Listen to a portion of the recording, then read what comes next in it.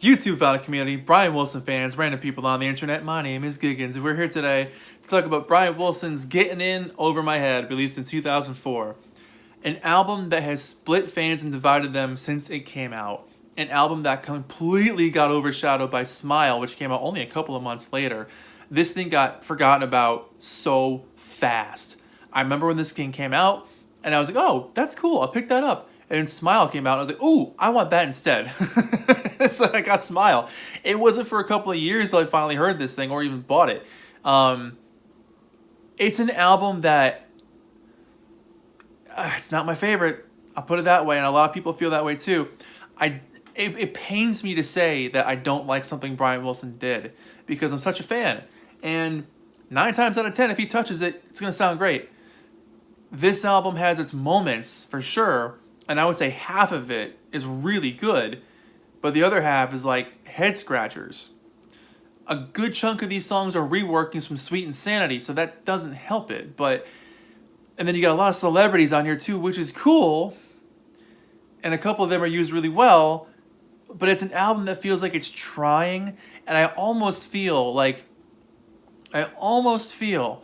Brian was really dead set on Smile and working on that, and then doing this kind of on the side, being like, all right, well, I should probably put up a new album at the same time.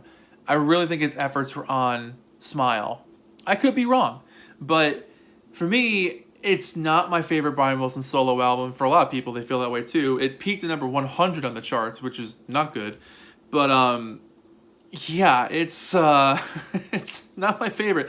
Make-A-Wish, Rainbow Eyes, Fairy Tale, Don't Let Her Know She's an Angel, and The Waltz. Basically, the second half of the album all come from Sweet Insanity, and the reason why I bring that up is because that was an unreleased album from the early 90s that Brian did with Dr. Landy that never came out. They played that album for Sire record people, and they were like, nope, not doing that one. So it's fascinating to me that 15 years later, he brought those songs back to life and reconstructed them a little bit and changed them up to put them on this album. It's almost like they could have kept writing more songs. They could have stayed in the studio a little bit longer and come up with something really solid. It just kind of sounds like they did it on the side. Like they were working on Smile and they would do this like at night. Anyways, the album opens up with How Could We Still Be Dancing, a duet with Elton John. And this is a fun song. It's a great opener. Brian has awesome harmonies on this thing before jumping into this early 60s shuffle. Elton John is singing his ass off. He sounds fantastic. Love the chorus. I love how they capture that nostalgia. It's a solid opener. It definitely harkens back on like the whole, remember back in the day? Boy, one of those fun times. It's definitely one of those songs, but it works. And it's definitely a song about like, you went through some hard times. We're still able to have fun. That's pretty impressive. Because both of these guys, both Brian and Elton, had some years of hell. So the fact that they're around to this day, singing songs and having a good time, really is something amazing. And then you get Soul Searching. Whew, I mean, this was a song that got taken out of the 1990s Beach Boys album that could have been. God, I wish that album happened. Oh, man, that bums me out that album never came to be. The only thing I don't like about this version of Soul Searching is they take off the Beach Boys vocals in the chorus. And the Beach Boys vocals in the chorus make the song. Having them do the whoa stuff and like having the fun in the background, that version, I think it's on Made in California. If you check that out, check out the Beach Boys version of Soul Searching. It'll blow your mind. But it makes up for it on the bridge where Brian takes over the bridge from Carl. And it really shines. It really comes to life. It's a cool song that I feel like if they can just combine both versions, this version and the Beach Boys one, so you get that euphoric bridge, but the perfect choruses, damn, that would have been a good song. I wish somebody could. If anyone's good at audio engineering or editing, cut them up. Let's see what you got. Then you got You've Touched Me. Great bass harmonica. The xylophone is classic 60s Brian. Brian's vocals are great. His lead is smooth and confident. Real cool song. And then you get Gettin' In Over My Head, which is a really gentle, swaying, chill song. It's got a bit of weariness to it, but it's definitely also slightly confident. It's a little assured, but it's also uncertain. It's kind of this back and forth feeling. There's some very fascinating chords in the chorus as well, but you know, the production on this song in particular does have a little bit of that Brian magic that kind of makes it feel like you're revisiting the past, but it's also something new at the same time. So I dig that. It's a cool song. Interesting choice for the title track. But I mean, that title is fantastic. Getting in over my head. It's a fantastic line. Very Help Me Rhonda reminiscent. Then you get City Blues. Eric Clapton's on this one, and he just sounds out of place to me. It's a bopping rock and roll jammer, if you will. Lyrically, kind of lame, but I actually don't know what this song is really about. Some of the lyrics on this album are head scratchers, and this is one of them. It sounds like a demo. It sounds like if they could have just kept with it for another couple of hours, a spark would have happened. I want to like this song because, Clapton's playing on it. That's cool. You got Brian Wilson and his band. That's cool. You would think this song would be instant magic, but it just kind of sounds like a loose jam. Not my favorite. Desert Drive doesn't really help. I do love hearing Jeff Foskett do sort of his like early 60s rip chords, Hondel's kind of voice in the background. That's cool. It's a thumping car song. Not there's anything wrong with that, but we've heard it before. And of course he can do whatever he wants, but it just sounds a little been done. It's like it's kind of been done. Then you get A Friend Like You, which is a great song featuring Paul McCartney. I mean, I remember when this came out and knowing that both Paul McCartney and Brian Wilson were on a song together was like, wow, like, damn. It's like if both Mozart and Beethoven were on the same album. It's pretty impressive. I like this song a lot. It's soft, it's sweet, it's full of heart. It's a really warm moment. And I like that they're singing about being friends because, like, they've always been friends on and off over the years. Whenever they'd see each other, they'd have a good time. But, like, hearing that chemistry and then hearing Paul on this thing is fantastic. He blends so well into Brian's music, and I love that. So A Friend Like You is a great song. So that's definitely worth the price of admission here as well. And then we enter Sweet Insanity territory, and things get kind of rough. Make a Wish is kind of like Brian's Give Peace a Chance. Love the chorus. The chorus is great. Make a wish, make it come true. Like, cool. Dig that. The rest of the song is just okay. It doesn't really do much for me. But that chorus is pretty sweet. Up next is Rainbow Eyes. Again, not my favorite, but I like the sentiment on it. It's just a little flat. The pre-chorus is awesome. I like the pre-chorus a lot, but the chorus itself just sounds off. It's like it just enters this like negative positive territory. It feels weird. It's a very uncomfortable chord structure. It just doesn't work for me. Again, if you dig these songs, please enjoy them. Don't let my interpretation of them dampen them for you. If you dig them, go ahead and like them. Saturday Morning in the City. Sorry, Brian. I'm just not feeling this one. Those whistles are annoying. The song itself is just kind of irritating. It's a very cliche song that's been done a million times. Like walking around in the city street, seeing what's happening.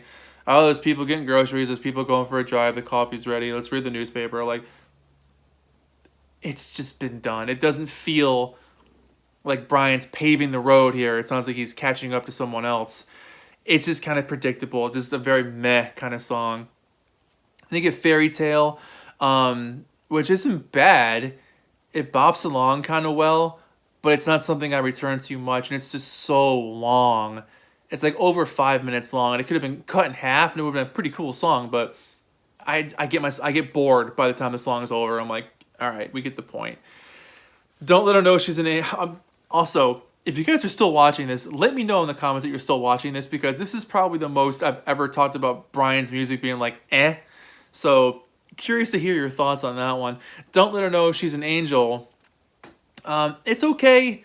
Lyrically, again, not the best. Musically, it's got its sparks every once in a while, but I feel like it just doesn't find its momentum. It just feels like it stalls. Like it wants to be a good song, and it knows that it can, but it's really tired, And then The Waltz.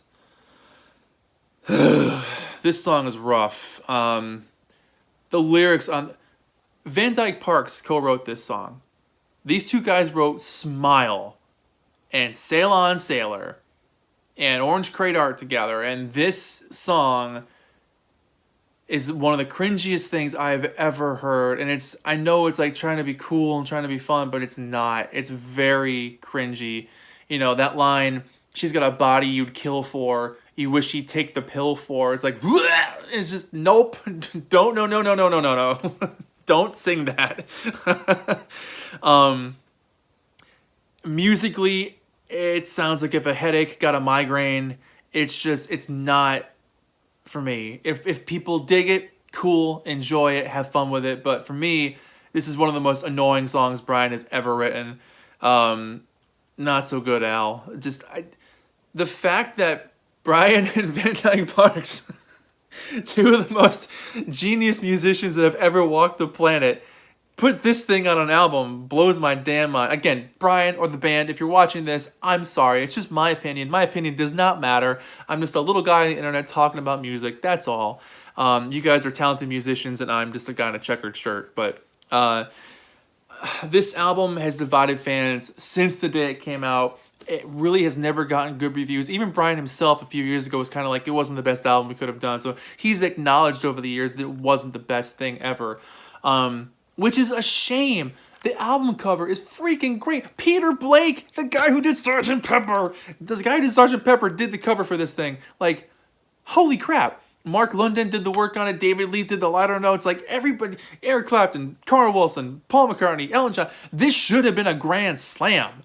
Like, this should have been like, bam, getting it over my head. One of the best things he's ever done. I mean, the talent is there. The spark is there. Like, what happened? What happened? Like, it blows my mind. It really, really does. Because after this album came out, it disappeared. It became so hard to find a copy of this album in stores. And no one talked about it. It completely got raptured. Once Smile came out, that was it. People forgot this thing existed, and Smile was what they were talking about. And rightly so. Brian Wilson Presents Smile is freaking amazing. It's one of the best things he's ever done.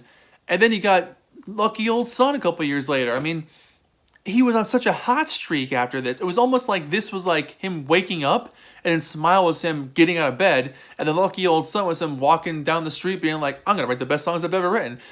It's just like, this album could have been so much more. And again, if you're watching this and you enjoy it, please keep enjoying it. Don't let my opinion get in the way of you digging what you like. And if you do like these songs, please let me know in the comments. I want to hear what you like about them and what is attracting you to them, because I want to understand better what you find in them that's really speaking to you. Because half of this album for me is stuff I just don't listen to. I would say my favorite songs are Soul Searchin', A Friend Like You.